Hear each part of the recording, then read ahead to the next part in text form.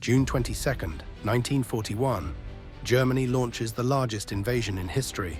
3 million Axis troops surge into the Soviet Union, racing against time, brutal weather, and relentless Soviet resistance.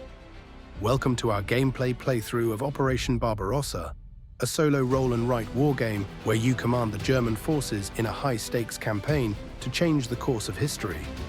Will you push through to Moscow, or will the Soviet defenses grind your advance to a halt? Let's dive in and see how the Eastern Front unfolds.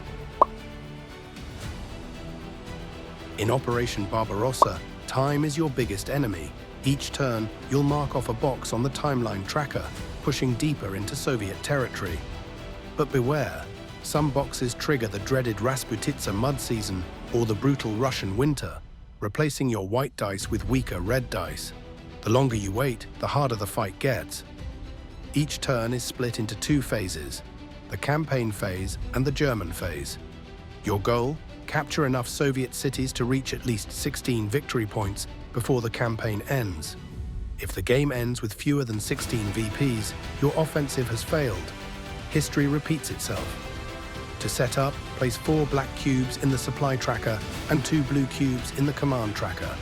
Supplies keep your army moving, while command cubes allow you to re-roll dice when the battle isn't going your way.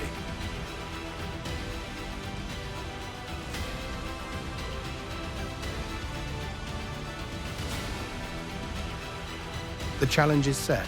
Can you outmaneuver history and claim victory in Operation Barbarossa?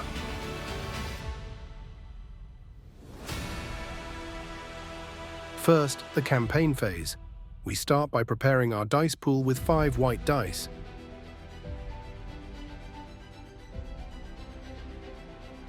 We will also place 1 white die on the campaign event table for future easy access when rolling on this table. Next, we mark a box on the timeline.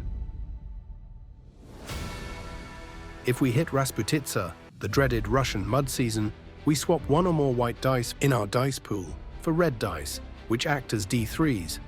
Next, we roll for a campaign event. These simulate the unpredictable nature of war, throwing obstacles or opportunities our way. We roll a 5, Luftwaffe support. We are off to a good start as this event adds 1 white dice to our dice pool this turn. Now let's roll our 6 white dice in the dice pool and see what we get. We roll a 2, 3, 4, 4, 5 and a 5.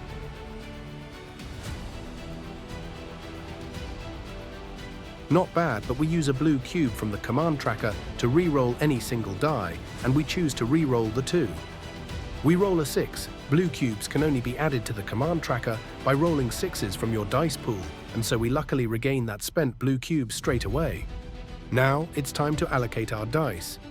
We have 2 choices: attack Soviet cities on the map or resupply our forces. To advance, assign dice to attack Soviet cities, following the grey arrows on the map. Each die must meet or exceed the city's defense value to make progress. Or we can allocate dice to the supply tracker, gaining resources. The value of the die is halved, rounding up, but these supplies can be critical for future battles. Every turn is a tough choice.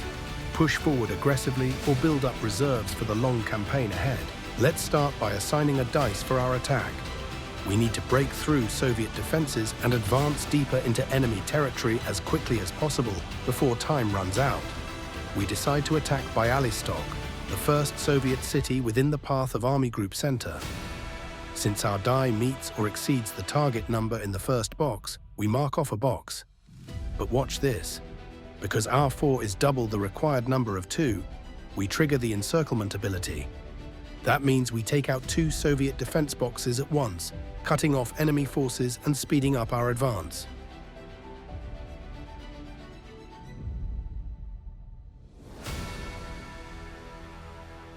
Now we remove the 4 die from the game sheet. We allocate our remaining 4 dice to Army Group South, launching an attack on Brody. The die result matches the 4 inside the active city box, so we mark it off. Once all boxes above a city are marked off, that city is captured. Once captured, we gain the amount of victory points shown inside the city.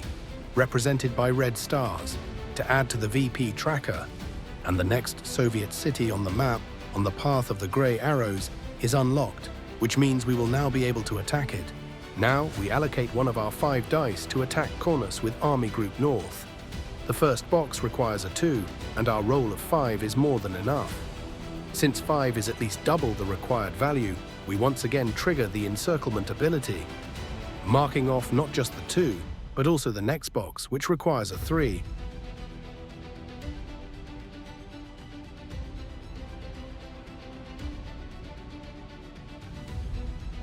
Next, we launch another attack on Brody with Army Group South, using our 6 die. The required value here is 3, and since 6 is at least double that, encirclement is triggered again. This means we capture the entire city. However, Brody doesn't have any red stars, so we don't gain any victory points this time. Still, marking off Brody and securing territory is crucial for pushing forward into the Soviet Union, and because we now unlock the next city within Army Group South's path, which is Uman. Now we return to Army Group Center and allocate our 3 die to attack Bialystok once again. This clears the last box, meaning Bialystok is captured.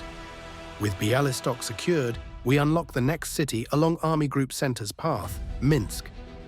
Unfortunately, Bialystok had no red stars, so we don't gain any victory points. With our last die, a 5, we launch an attack on Uman. Since the die value is at least double the required number, we trigger an encirclement action, marking off 2 boxes instead of 1. But there's a catch.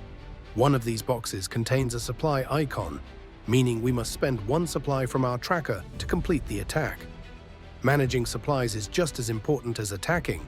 Run out too soon, and your advance will grind to a halt.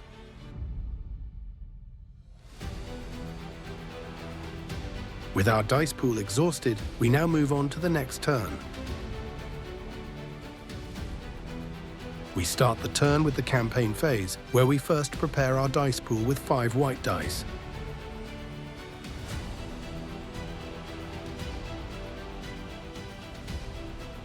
Next, we advance time by marking off a box on the timeline. And finally, we roll on the campaign event chart to see what unexpected challenge awaits us. We roll a 2, triggering the Soviet counterattack event. This means we must reduce our dice pool by 1 white die this turn. The Soviets are fighting back. Moving on to the German phase, we roll all 4 dice in our dice pool. Let's see what we get. We roll a 1, 1, 3, and 4.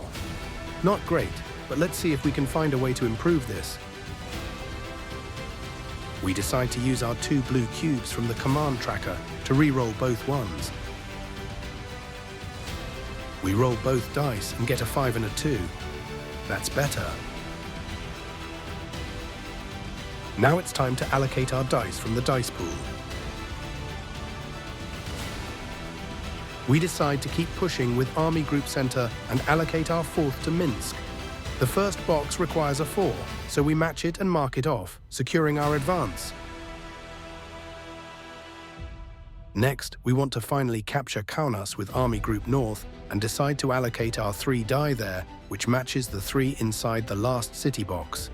We mark it off and manage to capture Kaunas and unlock the next city in Army Group North's path, which is Riga. Kaunas also has 1 red star inside it, and so we finally add our first VP to the VP tracker. We decide to once again prioritize Army Group Center, because capturing Moscow is a critical objective for this army group and for the campaign in general, especially before the mud season slows our advance.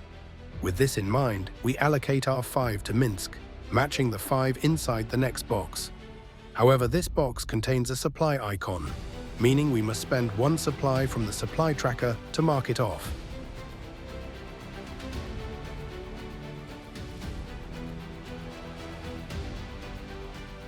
Our last die is a 2, but there are no available city boxes with a 2 to attack. So instead, we use it for a resupply action. We place the die in the supply tracker, converting it to a D3 by halving and rounding up. This 2 becomes 1 supply, which we add to the tracker. Resupplying now sets us up for a stronger offensive next turn. And with that, our dice pool is exhausted, bringing us to the end of turn 2. Looking at the map, we've chosen a broad front approach, with each army group advancing beyond their initial objectives: Kaunas, Bialystok and Brody. Our supply situation is holding strong with 3 black cubes remaining, but we're currently out of command cubes. If we don't roll some 6s soon, we may find ourselves at the mercy of bad luck in future turns. And that wraps up our quick playthrough of Operation Barbarossa. Time is ticking, and every decision counts in this intense World War II strategy game. Will you push forward, or will the cold and mud slow you down? Only time will tell. Thanks for watching. Don't forget to like, subscribe, and hit the bell for more updates. Until next time, Commander.